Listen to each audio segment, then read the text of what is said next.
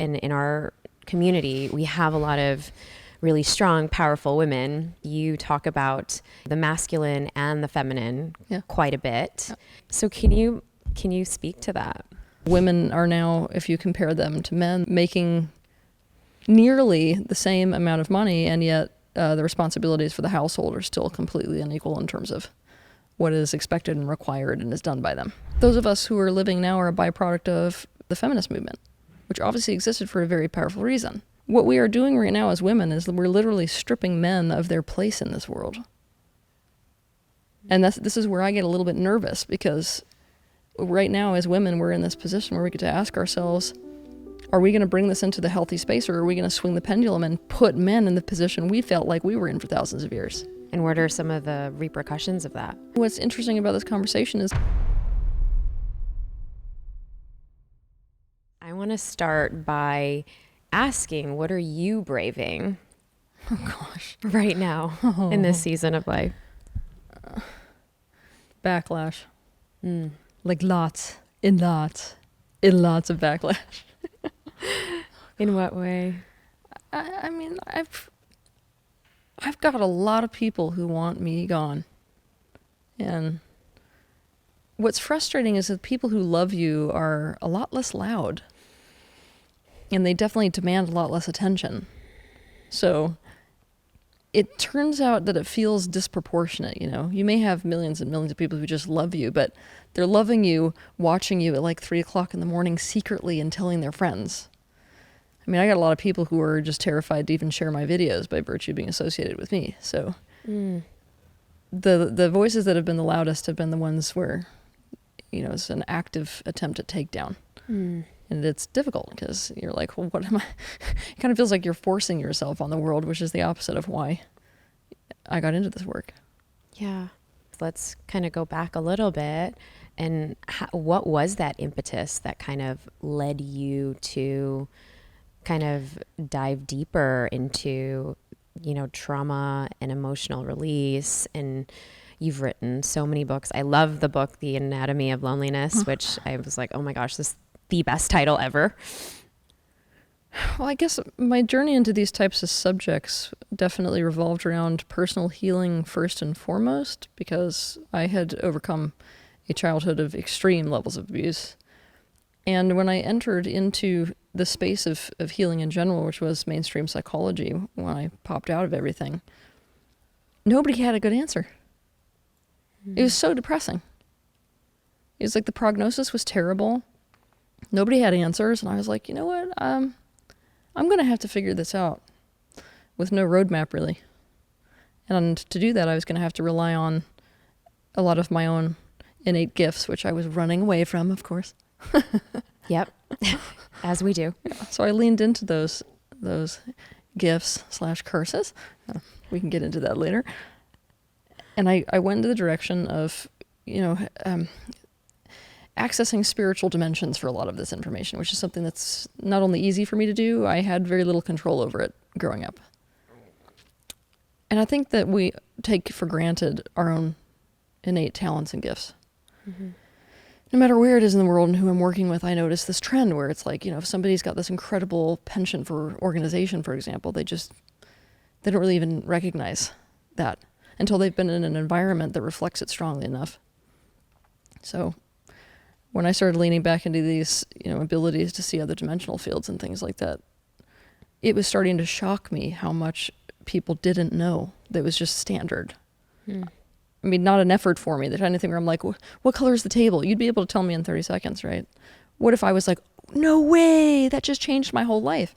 And that was the reaction that I was starting to get was, you know, this information that I took for granted my whole life was something that could change somebody's life for the positive so fast that I started getting real frustrated by the fact that this information was not something which was out there to the greater public. And I had acute awareness that the majority of people cannot afford, you know, $100+ session with anyone.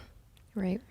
So I was like, how do I get this out? How do I get this out? Where do I put this stuff? And it was back in the days when YouTube was just like a place for party tricks.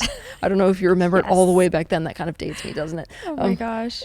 all the way back when it was like, oh, look what our cousin just posted on YouTube. It's Yep. like him doing a cinnamon test. I don't know if you remember that one, Yes. where they like take a tablespoon of cinnamon and try not to die. But it was a real risk at the time because nobody was really doing information content on there yet. So I was toying with whether or not people would even be interested in that, or whether it was like, oh, come on, I just got out of college. I don't want to hear more crap. I came on here to have fun. Mm-hmm.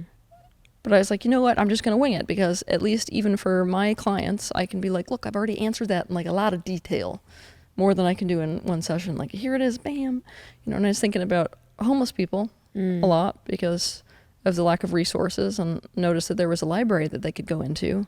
So I was first interested in getting books in that library, but then I saw that they were using the computers, and I'm like, okay, I can put these videos there and then they can see them for free. And I'm not kidding you, it was like wildfire. Oh, of course. I mean, you are a very research. My team was doing so much research on you, and they're like, "Oh my goodness, yes."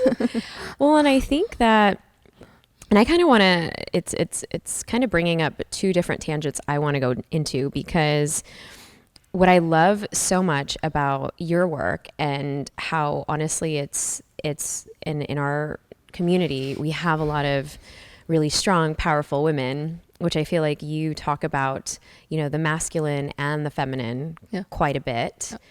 And I also shared with you before we started taping, I kind of left my first marriage and then kind of went through this whole evolution and finding myself. And I feel like a lot of people who are listening and maybe even watching this on YouTube is thinking to themselves, what do I want in a man now? What am I looking for in a man now? Who do I need to be to find that person? And what is my relationship with my femininity? So can we unpack all of that? Oh yeah, this could take us quite a while. Well, right now, humanity in general, especially in the younger generations, millennial and below, are redefining relationship. So we've been, in the older generations, born into this template, and that template no longer fits with society. So we've evolved essentially out of what worked. So a lot of people are confused as to why that template doesn't work. Well, it doesn't work because you changed all the things that made it work. Did it really work? We were asking those types of questions. So we're at the drawing boards with what we want relationships to look like. And it's natural that if so much of the structure of our relationships was dependent upon genders, then if we're uprooting the entire structure of relationships in general, we are also uprooting our relationship to our genders. And what is that role as a modern female now navigating through this? Oh, right now it's a nightmare. Right now, I really honestly feel like it's a nightmare for men too, but I really do wish that I could convey that right now is not a fun time to be living as a modern female. It's not going to be. It's a lot of pressure. Yeah, because we aren't quite transitioned out of the old expectations, stereotypes, biases, and yet we're in this new territory. It was interesting, as I was just reading this study this morning, popped up out of nowhere, Right. Of course, because I was coming here, but it popped across, my feed, this story about a research that they were doing. It was reported on NPR about the fact that, women are now, if you compare them to men, they're making nearly the same amount of money, and yet the responsibilities for the household are still completely unequal in terms of what is expected and required and is done by them, which is something that I definitely see echoed no matter where I go in the modern world. It's this frustration from women emanating of, I guess I have to do everything now. Yeah. And then there's the whole idea of the mom guilt. Oh yeah. Well, which we'll dive into in a moment. But even before that, because I remember, there was, and I just posted something even on my IG maybe a couple days ago around me marrying myself, actually in Bali, did the whole thing. This was 9 years ago after my divorce, and it was my commitment to me. And it was very much like, I'm going to just take care of me and not depend on a guy. And it was just, and of course I got this like a lot of backlash, but it was kind of to really point or highlight that, you know, once you start committing to you as a former people pleaser, as somebody who always put other people's needs first, this was my commitment to myself. And then this is kind of, I was able to kind of find my now co-pilot. But even in that took a lot of, what's this new balancing role and this balancing act? Because while I'm so feminine in my own right, I felt like there was a lot of the masculine that I was also carrying. So can you speak to that? The reality is we still live in a world that is built by men for men. So naturally, whenever a woman steps into this type of society, and especially steps into a competitive workplace environment within the society, we could even say providing for oneself is doing that, regardless of how you're doing that. You compensate essentially with a masculine shield. You compensate by overdeveloping masculine traits and qualities. And so I don't know a single woman who's working, quote unquote, that isn't in this position. Mm. That means there has to be a lot of focus, conscious focus on developing femininity. And something I don't think most women want to swallow is that there are feminine traits which cannot exist outside of a masculine container. Mm. Nobody wants to hear that, right? It makes you feel powerless, but there are a great many traits that do not exist without a container for the feminine. So if you're lacking that, and society is not really providing that outside the context of a relationship, which it used to, mm-hmm. then you're forced to bring forth the elements of feminine that do not need a container to exist. But there's no way you're going to feel as good in your body. So, because then you just try to do it all. And what are some of the repercussions of that? We're about to see a fertility crisis on a level which most people could not fathom. And if a fertility crisis wasn't bad enough, there's a great many people who are just going to be flat out making the decision, why the hell would I have children? On top of that, you're going to see a lot of cancers in women, a lot of breast cancers. You're going to be seeing musculoskeletal issues because of the armoring that goes on in a female's body. And let's unpack the cancers in women, because obviously for the audience, I mean, they may not know why that may be a emotional manifestation. Okay, let's talk about cancer. Cancer is an interesting internal antagonist because cancer, you can think of this as a part of self that is so sick of you doing things in a specific way that aren't working or isn't working, that it essentially plays an internal zero-sum game and says, change or die. It's basically up to you. I've been telling you I don't like this. So cancer is actually a very, very powerful ally. But most people, of course, don't see it that way. And it's not a surprise that it doesn't feel that way, because when you really realize what it is that cancer itself is trying to get you to change about your life and your lifestyle specifically, you'll understand why it's so difficult for people to overcome cancer. Because it usually comes up against almost like the holy grail of the way you operate in life.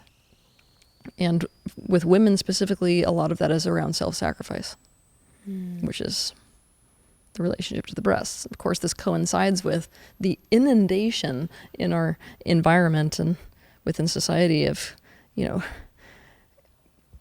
just the incredible lack of health with which we have designed things. We've got pesticides in the foods. We've got, hormones going straight into the water. Do I need to keep going? You get the point, right? Yeah. Well, and I think that, we are living in a time where absolutely, I mean, just to even recap, there's a lot stacked, against women. And for those who are looking kind of in their next chapter, or their next season of life, a new breakup, a new iteration of themselves, maybe reinventing themselves, I love that you kind of explain the difference between the feminine and the masculine roles and the expectations. There's one thing that you talk about, which is, the masculine clamshell. And I came across this, and we're like, all right, let's spill the chai on this. What do you mean by that? Okay, if you think about a clamshell, it's this protective kind of a buffering positive ownership type of energy and dynamic that it has with that soft muscle on the inside. I usually use the example of a pearl as opposed to that soft muscle on the inside. You could really use either. Let's go with pearl because it's the one I'm always talking about, right? So if the feminine is like a pearl inside of that clamshell is holding and containing and protecting and sometimes nourishing what's inside of that shell. When the feminine has that strong masculine container is when it can come into its full power. And that full power for the feminine is, things like receptivity. When a woman is in her power, she's completely open. That level of openness is what allows her to bring forth life. It enhances creativity massively. I mean, she just becomes like a vessel through which the universe flows in that state. Mm-hmm. As opposed to when she's without that clamshell where there's an automatic contraction and you see a decrease in the creativity. You see an armoring in general. You see her creative centers and also energetic, intuitive centers closing down so as to respond to a harsh environment. Because she doesn't have that. Exactly. That clamshell. She has to become it. Mm-hmm.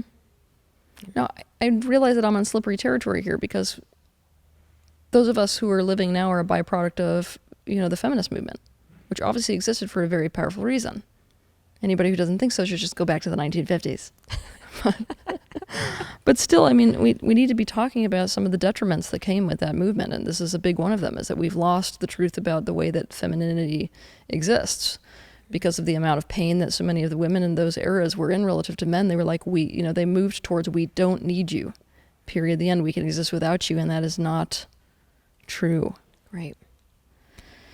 So really, once we get past this little immature phase of sticking our tongues out at each other, I feel like what we're headed towards is this time period where, men are going to be coming fully into their masculine power and women are coming into their full feminine power. And these are very different types of energies. That's what I wish people would accept, right? Mm-hmm.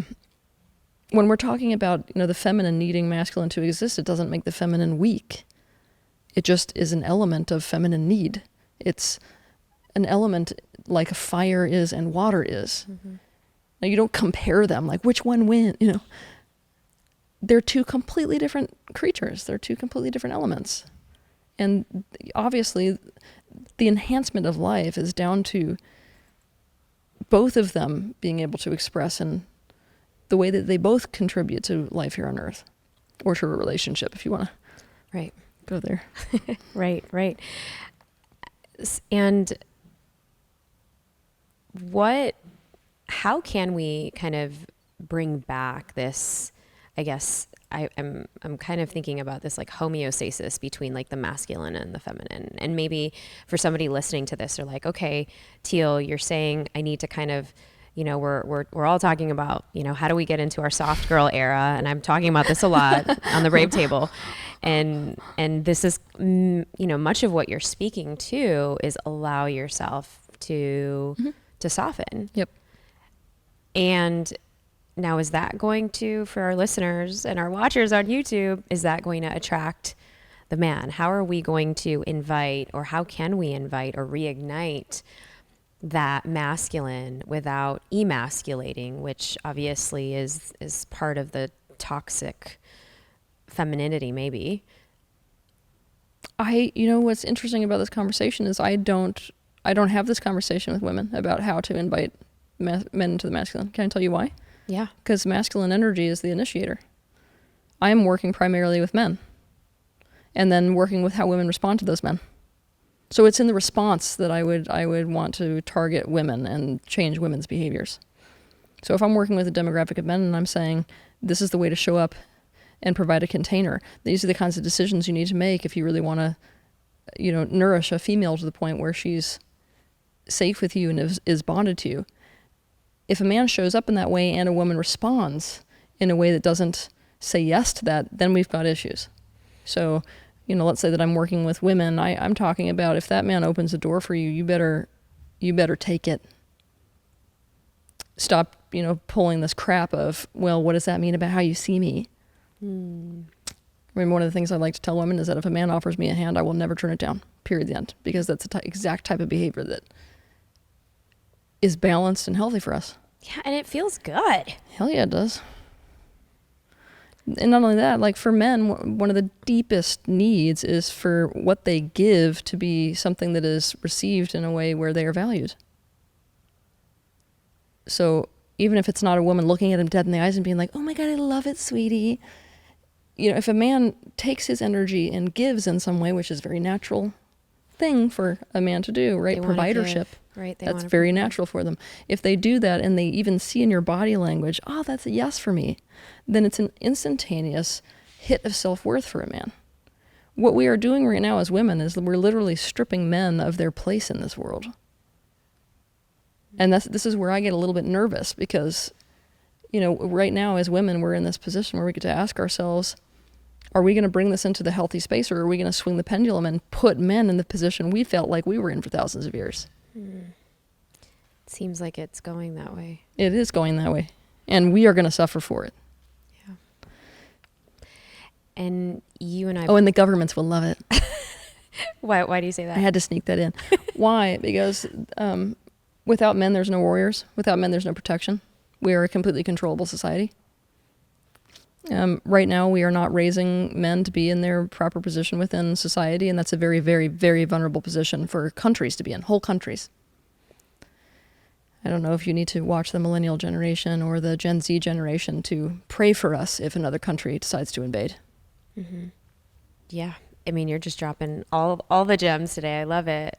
And this kind of brings me to, you know, us both being moms, and we both have sons. Oh, How does that now relate to how, and for a lot of the moms out there as well, you know, as I kind of started to peel back how I want to start raising my son and what do I want to do and what do I not want to do, what is your take on the raising of a son?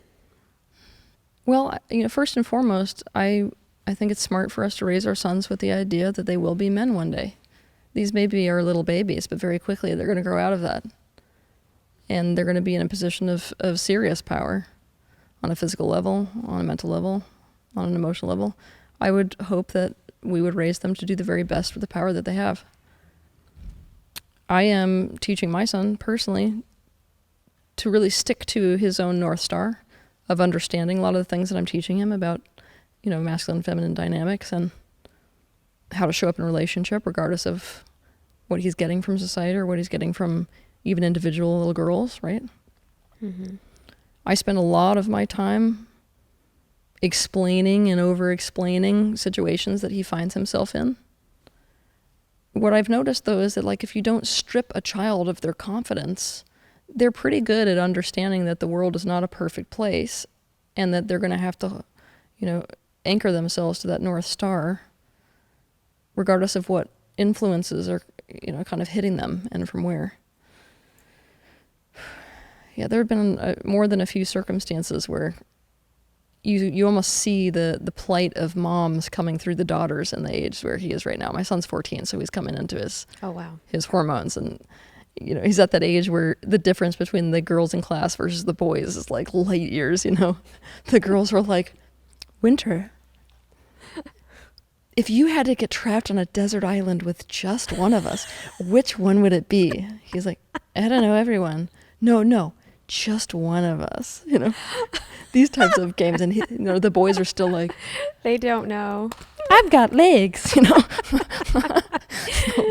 It's fascinating because I have a daughter as well, and my daughter is 2, and it's like her maturity is that of, you know, my son when he was like 6 months old and she's 2.5. You know, it's wild. But I do deeply resonate with, like, there is this responsibility for our sons. And, you know, my husband and I, we were actually talking about it not too long ago of, you know, in the last, like, he's 5, in the last 5 years, I can't tell you of a Pixar movie that was made for for like strong, healthy boys. No, we're killing boys. I'm like, where? We're I'm killing them on purpose. So we're swinging the pendulum. This is nuts because it's crazy. I'm like, okay, there's Moana. Okay, I get it. Moana, fine. You know, Brave, fine. But Frozen, fine. But I'm like, where in the last 5 years we have not seen a like with a strong, you know, protagonist of a child. You're not going to get it. Right now, what we're celebrating is feminizing men. Yeah. Mm-hmm. So how do we undo that, especially when what is happening, even, you know, the cartoons that they're watching? By showing them the dysfunction. You celebrate their masculinity. You give them opportunities to step into their masculinity at the same time as explaining the profound illness of the society that they live in right now. It's not a problem to explain to our sons that they're coming into a world, it's the opposite of gaslighting, that they're coming into a world where there's such a backlash because of thousands of years worth of dynamics between men and women, where men right now are not really in favor. They already feel it. So then what should I make that mean, right? What should I make that mean for my son? What should I tell him about that? For me, I'm sitting down with him and I'm explaining to him, you know, what masculine traits are, you know, and celebrating him for those. Mm-hmm. Explaining that with any trait, whether it's masculine or feminine, it can go into, you know, essentially shadow, or it can go into this light form. So let's say, you know, a man is a real initiating energy. They tend to be more in the action orientation, right? They're the ones who like to step into a position and exert power, right? And all of those things are profoundly powerful traits. To the negative side of that, if we start to let go of our care for others, then that trait falls into things like tyranny. So what's the problem? Is the problem like power? No, the problem's not power. Problem is the inability to take others as a part of the self. I'm telling you right now that men would have no issues whatsoever from women if what they had done exerting their power across this universe was to take women as a part of themselves so that they considered their best interests and acted in their best interests. You would not see any of the society you see today if that had happened. But it didn't. It just so. But I mean, I want people to understand that up until this point, we haven't really seen in alignment masculinity. That's what people don't get. They're like, we've seen enough of masculinity. It's time has come for femininity. I'm like, no. Back up. We have never seen feminine in its power, and we have never seen masculine in its power. That has not happened yet. Both have been in the shadow. You know, for femininity, it's like, you know, weakness and manipulation, right? And for men, it's like tyranny and you know, greed and things like this. We're just seeing the shadow expressions of both genders. So what I'm trying to do with my son is to enroll him in the picture I just gave you. Yeah. That as people, we are coming out of the dark ages more and more and more each generation. And as we come out of the dark ages, we have to figure out what that positive expression of our, you know, specific energies are. And I have to tell you, it's been pretty impressive because recently, since my son has started to go into this puberty phase, he started to initiate containment without me even really directly teaching him how to do it. All of the women in our group have been noticing it, and it's just like overnight, you know? And I'm loving it. I've had real serious conversations with the rest of the women in our social group where I'm like, if he does this, say yes. Oh my goodness. It's crazy how fast it goes. And I never used to, when people used to tell me that it's going to go by so fast. And I'm like, it's terrifying. This creature that came out of my body is now taller than me. I'm like, it's insane. Okay, well, so let's get into motherhood because, I mean, as we're obviously talking about it, what is it that and I came across this, you know, this post of yours around, you know, and it was, you know, the number one secret to being a good mother. I don't know if you remember that. What did I say that day? Well, it was something along the lines of, you know, not committing emotional suicide. Okay, yeah. But what did you mean by that? what I meant by that is that, we've been talking about women coming out of these detrimental patterns, and there is definitely a pattern of self-sacrifice with mothers who have stepped into motherhood. Now, I know that I'm treading on thin ice here because women are in so much pain about their role as mothers and about what's expected of them and about, all kinds of things. But saying that I understand that and treading out on that thin ice, one of the worst things you can ever do for your children is to give yourself up. Because it's a lie and a myth that you even can. Anybody who grew up underneath a self-sacrificing mother will tell you the hell of that condition. It's that you grew up with somebody who was resentful. You grew up with somebody who dreamed of something else and was, essentially coping with her life. And because of that, even though she may have been there all day, every day doing things, it's that feeling of somebody cooking for you when they don't really want to be cooking for you, or like, driving you to your soccer matches when they're dreaming of a life they could have had. And so many women cope with that condition of self-sacrifice by committing emotional suicide, which is to just, they turn themselves off. They pull their navigation system off of their own North Star. They don't do things which fill up their own energy centers. And so it's like they're perpetually giving, yet they have nothing to give. And it's a state of walking death is what it is. So then all of a sudden, because they base their entire life around their children and their children's needs and where they needed to be driven to and blah, blah, blah, it's like the children reach a phase where they're going off into society as adults and mom doesn't know what to do. Oh my gosh, who am I? Right. I don't even know who I am anymore. I don't even know what my life is about anymore. I don't even know what I like. My entire existence has revolved around these children.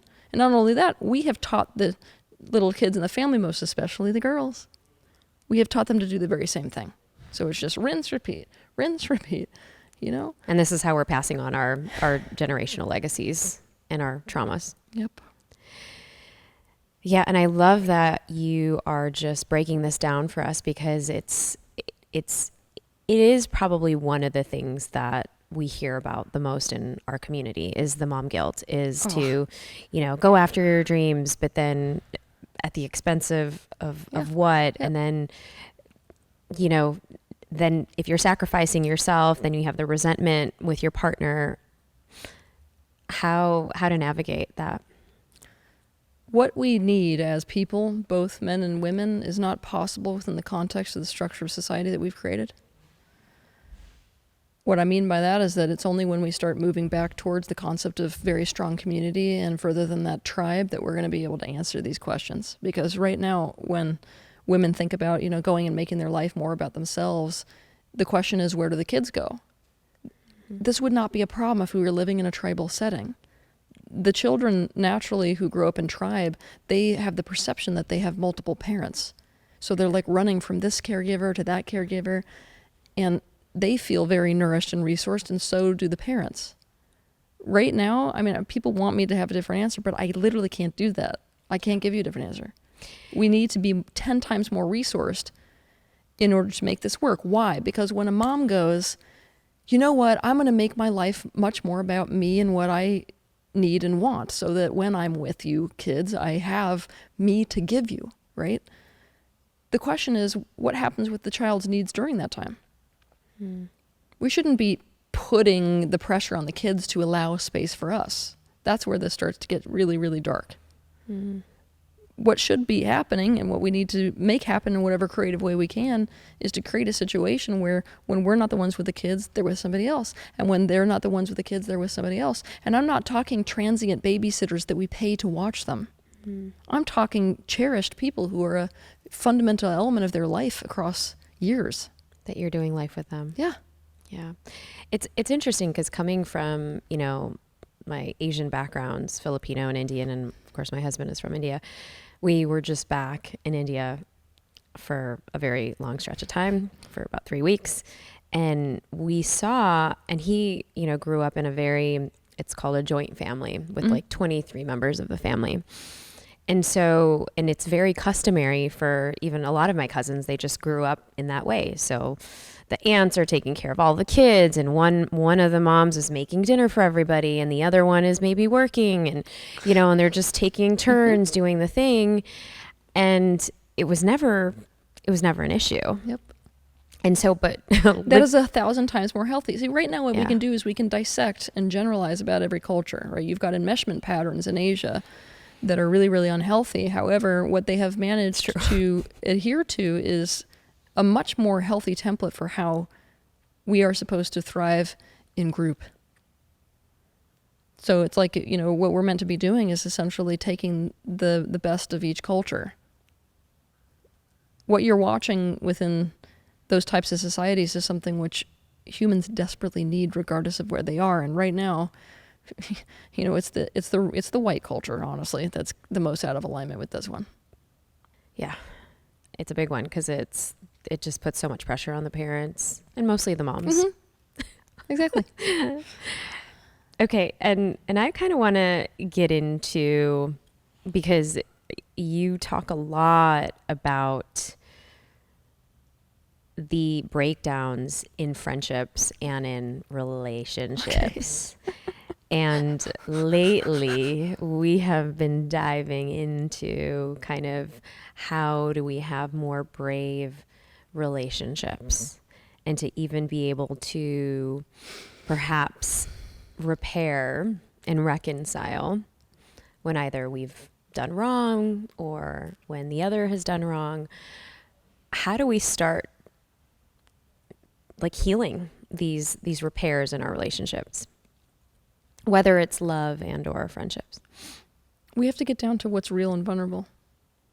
If you want me to just make it really super simple. I mean, the only real healing is at that level where it's not about the surface, it's about the why. The why is what brings you underneath to what the actual issue is, and then what actually needs to be addressed therefore. And then we practice bringing that to the other. But not in a manner of like, I'm accusing you of this and you need to change to conform to how I want you to be. It's more like, this is a very vulnerable element of me, and I want you to understand what it would take to make a relationship work with me, and I want to know the same from you. And now I'm going to put it in your hands. But that means that as people, we need to drop below this surface way that we've been having relationships forever. I don't know if you know this movie, but you got it. I was on the airplane yesterday and I watched it for the first time. I think it's called Crazy Stupid Love or something like that. Oh yeah. I What'd you think? hate that movie. Not good. I hate that movie. I mean, it was okay.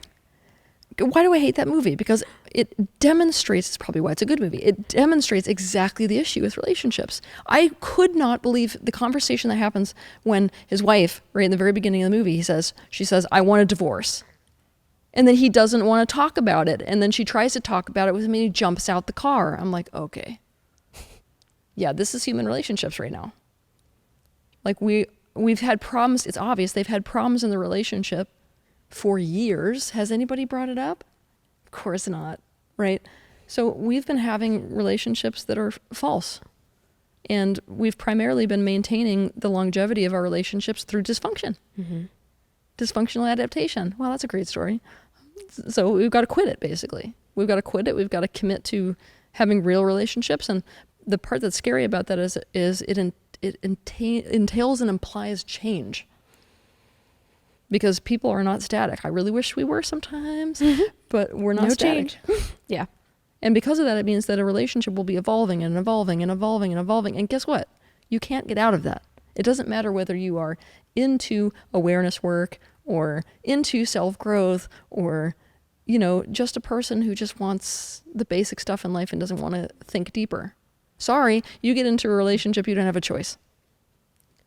Right. We're not doing relationships on the top of a mountain meditating by ourselves. No, and you're going to change. You're going to change. The other person's going to change. The question is, can you stay on top of it when things are very small enough to change together? Or when you reach that point where it's very obvious that because of the differences in what you want in life, you're going to go separate ways. Are you going to do that in a conscious way? Together? Or are you just going to be like, you know what? I realize we did this for 10 years, but now you're my new enemy. This should end in blood, you know? So what would be like the first steps in helping somebody repair, whether it's a friend relationship or let's take love since we've been talking about it? Well, I feel like for repair, like the very first step is to acknowledge that something occurred, right? That takes a lot of bravery in and of itself because, you know, we are naturally wanting to avoid conflict. Right. We're like, okay, no, it wasn't a big deal. It's okay. Yeah. The opposite of that. Okay, so a rupture occurred. I'm feeling insecure in this relationship. It doesn't feel good anymore. There's a kind of a rub or a bad blood type of a feeling. I don't want this to be here anymore. So what I would encourage people to do is to get down to that layer of vulnerability that's underneath whatever charged emotions that are there. For most of us, when we go through a rupture, we're in some kind of an anger, right? Anger is a protector. It's not real good when we try to go and initiate repair with somebody or to get repair from somebody. It's not real good to approach them with anger. I know this is an art form, not an exact science, but underneath that anger is whatever it is that we're protecting. So it would be really smart for people on their own terms to essentially drop into, okay, my anger is protecting me right now. What is it that this is protecting? What is it that hurts so bad about this? What is it that's so scary? And once you've essentially got that answer as to what is scary and what is hurting, you bring that to the other person. Having some idea in your mind of how to direct them, because it's not a very good idea to go into conflict resolution without some idea of what you're needing instead. Mm-hmm. Because a lot of, especially with men, by the way, because a lot of men are like, just tell me what you want me to do. What do you want me to do? Right. They want to know. Yeah. So you're saying don't come empty-handed. Yeah, don't ever come to that empty-handed. I don't feel like we should be in the passive state anyway. Like as people, for wanting to have good relationships, you can't just be in a passive state. It's weird to me mentally that we have this attitude towards relationships because we don't have that attitude towards dancing the tango, and that's essentially a very simplified version of what a relationship is. In order to dance a good tango, we have to be incredibly active. You know, communicating what we're needing to dance a good dance and, you know, adjusting ourselves. And it's this very active type deal. Okay, so you would be essentially figuring out what that vulnerability is, and then it's the vulnerability that you would bring to a person and communicate in that way. And hopefully you get yourself to the point where you can, if it's the other person who caused the rupture, you can be asking them their side of it. Because as we have all found out, probably one too many times in our life, people have very different perspectives of what has happened in a given circumstance. So true. But I mean, what's really wrecking a relationship is what we make it mean. So I feel like we should be going out of our way to make sure that it means what we think it means before we spiral down the path of, oh, and Cheryl doesn't care. You know? Well, you don't know, actually. So after essentially both of you going back and forth with, like, you know, this truth that you have, the goal of any type of a rupture is to settle on some way to make it better, some way to make it different. So, on both sides. On both sides. Yeah. Usually. Mm-hmm. I mean, it is possible to cause a one-sided rupture. Yeah, and what if the other side isn't open to a repair? Then you can't work with that. Mm. You know what's interesting is that no matter how many interviews I do about relationships, the thing that nobody wants to accept, and I understand why, is that it takes two to make a relationship work. It takes one potentially to break it. But it takes two to make it work. So if they're not willing. If they're not willing, that's it. All you can do is maximize the chance of their willingness through your own conduct. That's it. That's what makes relationships so incredibly terrifying. This conversation has honestly been so enlightening. And I mean, for our audience, I know you have something for them to kind of link back to, which we'll link in the show notes. But can you tell us of any upcoming events, things where people are, I know they're going to run after and follow you and all of your offerings? Yeah, so if you go to tealswan.com, that's where everything's compiled, and we've got an events section in our website where you can follow where I'm going. This Saturday, I'm going to be in Austin, Texas, where I am right now. Where else? After that, I think Miami, and then after that, I'm going to be down at my retreat center in Costa Rica. And then we're doing Canadian tour. Then a bunch more places. So Amazing. You're such a light. And all right, here we go. Okay. How would you describe toxic masculinity? One word. any masculine trait opposing the best interests of others rather than acting as a benefit for the best interests of others. Are you a dog person or a cat person? Dog. How many dogs do you have? I have 2, but I love cats too. But yeah, I'm like, if I had to pick, for sure, dogs. Okay. 3D or 5D? 3D. Current mood of motherhood? Trepidatious. That's a good word. Favorite nervous system or grounding ritual? Epsom salt baths. And how would you describe what bravery is? I would describe bravery as going towards something that induces fear with your fear. Most people define bravery as bulldozing through fear. Yeah, that's going to get you in some serious trouble. So whenever you're facing a situation that it brings that fear up, you have to essentially carry that fear forward with you rather than let the fear paralyze you and stop you from taking that action, which implies that bravery makes you a risk taker, right? It implies that you have to take action even though you are afraid to. And one word that describes the season of life for you? Let's go with restructuring. This is good. Amazing. Thank you for pouring your love, your light, your wisdom for us at the Brave Table. Just want to honor everything that you've done, and you're such an oracle. So thank you for sitting with us today. Thank you for having me. Until next time on the Brave Table.